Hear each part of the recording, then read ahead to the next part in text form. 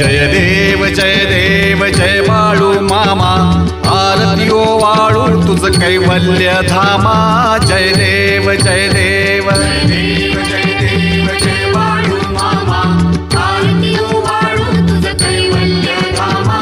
जय देव जय देव। धनगर कुलाचा उद्धार झाला, अवतरले संत अक्कोळ गावाला। बालपणी त्यांनी चमत्कार केला, बस्तीचे दर्शन भोजन थाळीला।